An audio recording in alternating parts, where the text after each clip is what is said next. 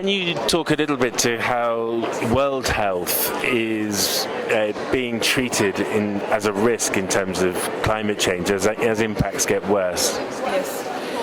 So today, 23 of the world's death is caused by climate change, and The Lancet, which is a scientific newspaper, they have declared that the biggest health threat of the 21st century is climate change, and climate action comes with many co-benefits for health.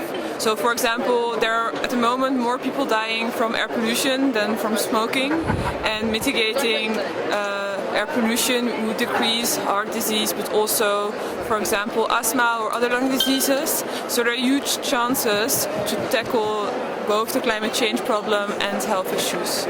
So do you think that if we actually took that as a strategy, so if we tackle clean air, if we go through a list of things and actually clean them up, we're doing a service to humanity, but also to the environment. I know they're interlinked anyway. Yes, definitely. Like, a lot of solutions go hand in hand. For example, the diseases with the biggest burden worldwide are non-communicable diseases. They include diabetes, cardiovascular disease, cancer, and they can be prevented by a planetary diet, which has a much lower impact on the climate, which means that you actually have to go from meat proteins to plant proteins.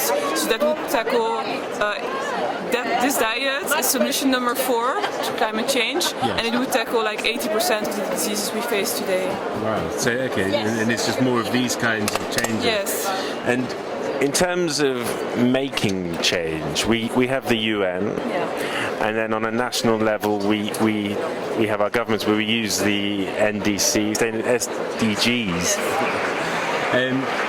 How are those positioned at the moment to tackle health, and is it effective?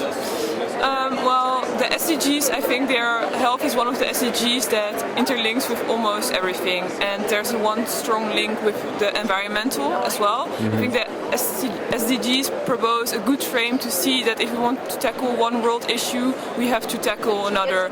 So health is also linked, for example, women's rights and SRHR. And SRHR is also linked to the climate change problem, because giving women access to education, but also to family planning methods, is one of the most effective solutions to climate change as well. So are we actually acting on this? Is this something that's happening in every country, or even some countries? Or? So what I'm really missing is health at the center of these negotiations. Why? Because I think health is something very tangible that everyone understands, and also we have to shift the picture from the ice bear on the melting ice cap to us being actually affected by climate change throughout breathing problems, throughout what we're eating, throughout diseases. So I think it's a very strong issue we can act on and also use to push for climate action. Plus, climate action is also preventing a lot of diseases, so it would mitigate some cost within the healthcare systems. Okay, and it sounds like what you're saying in some ways is that currently we see this as very much a green issue, a sort of a tree issue, an atmospheric issue, but really it's a personal security issue, and we're not treating it like that. So while you're at a place like this, at the climate negotiations, what are you pushing for? So what we are asking to countries at the moment is to put health at a central place in their NDCs, so that when they are making environmental policies, they also include all the health risks that comes along with climate change.